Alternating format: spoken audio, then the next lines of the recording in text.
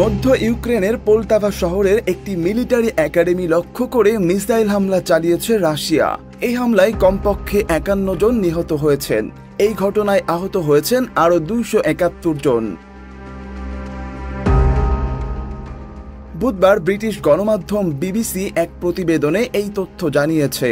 ইউক্রেনের স্থলবাহিনী জানিয়েছে একটি মিলিটারি একাডেমি এবং কাছাকাছি একটি হাসপাতালে রাশিয়ার মিসাইলের আঘাতে এই হতাহতের ঘটনা ঘটেছে।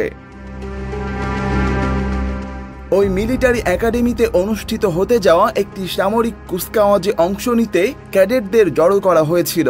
ইউক্রেনের প্রতিরক্ষা মন্ত্রণালয় জানিয়েছে, বিমান হামলার অ্যালার্ম বাজানোর পর বোমা শেল্টারে ঢোকার জন্য মানুষের কাছে পর্যাপ্ত সময় ছিল না।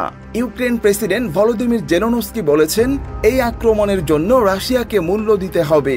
তিনি মিত্র দেশগুলোর কাছে আরও বেশি বিমান প্রতিরক্ষা সরঞ্জাম প্রদানের জন্য আহ্বান জানিয়েছেন, যাতে ইউক্রেন নিজে দূরপাল্লার ক্ষেপণাস্ত্র হামলা চালাতে পারে।